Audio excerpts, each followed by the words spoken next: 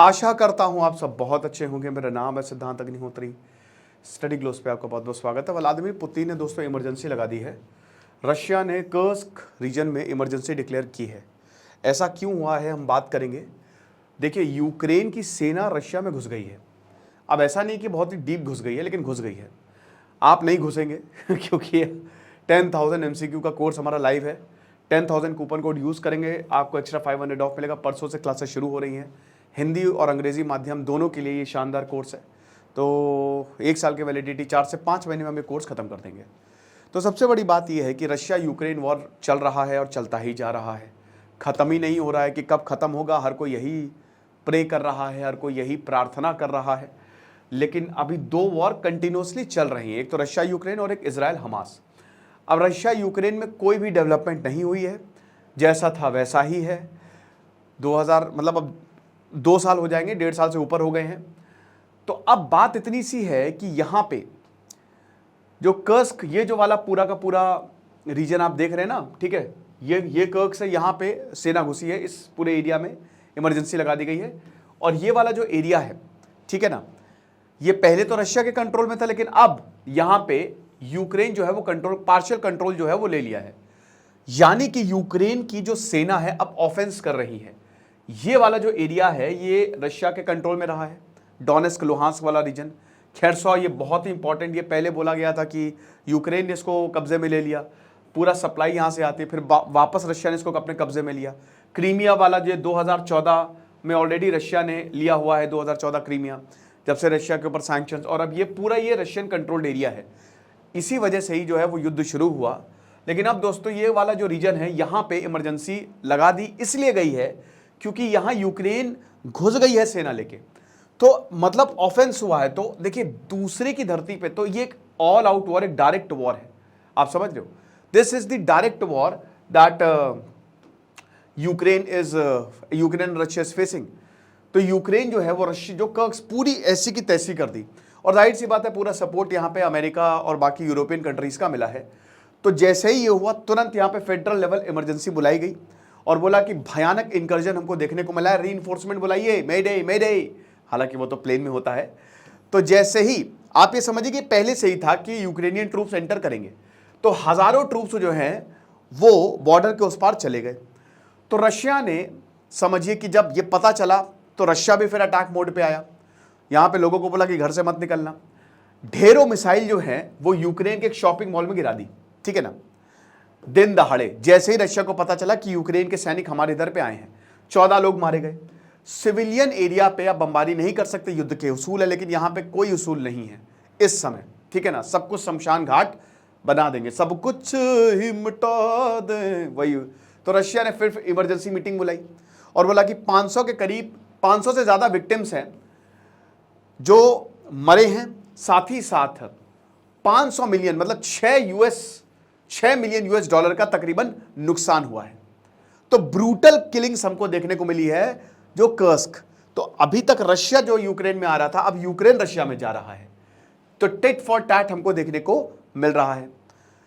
Russian defence ministry ने एक statement जारी किया। उन्होंने कहा कि हमारी जो मिलिट्री है वो इनको खदेड़ देगी, इनकी औकात नहीं है कि हमारे पास आ जाए।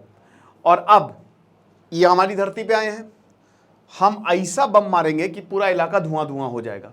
हम ऐसी आर्टिलरी, ऐसी शेलिंग करेंगे कि कोई बचेगा ही नहीं। ट्रूप्स की ऐसे की तैसी लोगों को भी खत्म कर देंगे, है ना।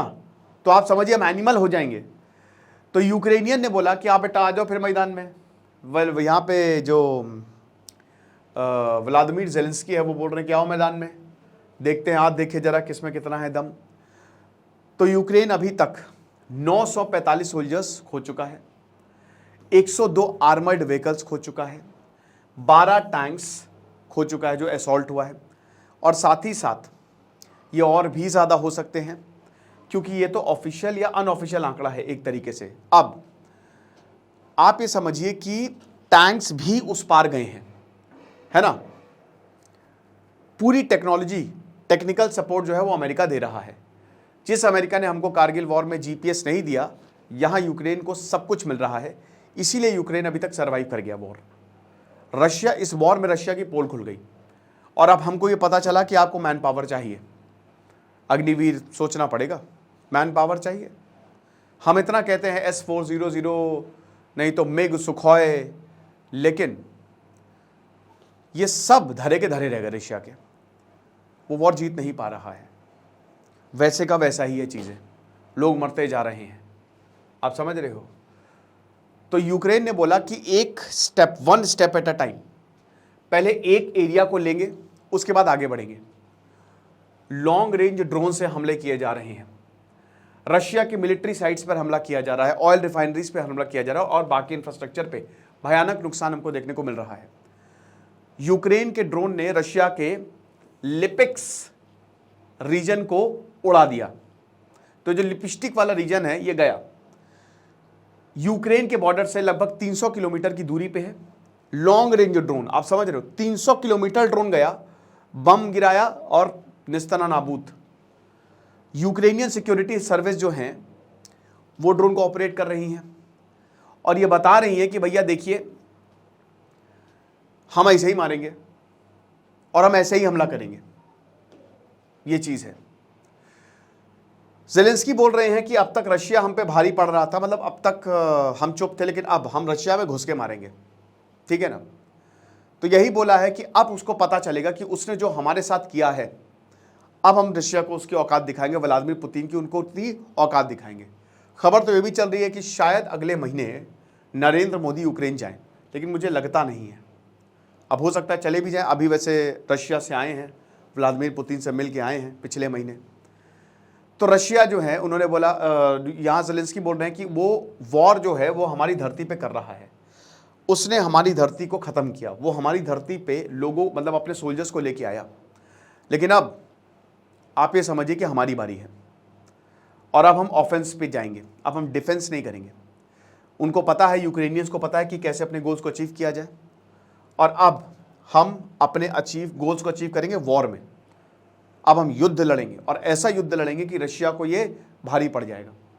रशिया कह रहा है कि 1000 यूक्रेनियन जो हैं, जिसमें टैंक्स, आर्मर्ड व्हीकल्स सब शामिल हैं, वो हमारी धरती के अंदर घुसाए। और ये रशियन सॉइल, मतलब ऐसे पहली बार हुआ है कि रशियन सॉइल पे हमला हुआ है, हमारी ज़मीन पे हमला हुआ है। IAEA थोड़ा सा डर इसलिए है क्योंकि यहाँ पे एक न्यूक्लियर पावर प्लांट है और न्यूक्लियर पावर प्लांट पे हमला होगा तो फिर पूरी दुनिया में थ्रेट है। चेरनोबिल का जो खतरा था 1985 का, वो पूरी दुनिया में फैल गया था, बच गया, वरना सब खत्म हो सकता था। बोला कि हमारा रशिया डिफेंस मिनिस्ट्री बोल रही है कि अरे यूक्रेन आया है बस, लेकिन जिंदा वापस नहीं जाएगा। हम एक के बाद एक बम मार रहे हैं, हम वो रॉकेट मार रहे हैं, हम तोप मार रहे हैं। तो हम रॉकेट का मुकाबला तोप, तुम एक मारोगे हम 10 मारेंगे, ठीक है। माइखाइली पोदलिक है ना, जो कि ज़ेलेंस्की के एडवाइज़र है, उन्होंने बोला कि देखिए भैया वेस्ट ने हमको बहुत सपोर्ट किया है, हम उसके शुक्रगुजार हैं, पैरी पौड़ा बाइडन साहब। तो ये चीज़ है। तो चरण स्पर्श करते हुए एक तरीके से ये अप्रूव कर दिया कि बिल्कुल हमारे साथ है वेस्टर्न। हो सकता है वेस्ट के ऑफिशियल्स भी हों, यूक्रेन को ये एडवाइस मिली हो कि भैया देखिए बस सब कुछ चलता है ना इंटेलिजेंस पे कि आप इस समय रशिया के हालात ख़राब है, आप घुस जाइए अंदर, कोई दिक्कत नहीं है। और बोला कि जो वेस्ट रिस्पॉन्स है वो काफ़ी अच्छा, बैलेंस्ड, ऑब्जेक्टिव, और ये समझ रहे हैं वो इंटरनेशनल लॉ के तहत वो हमारी मदद कर रहे हैं। तो यही हालात हैं। अब जो भी इससे रिलेटेड खबर आएगी हम आपको ज़रूर बताएंगे। खुश रहिए, पढ़ते रहिए। इधर से सिद्धांत अग्निहोत्री साइनिंग ऑफ।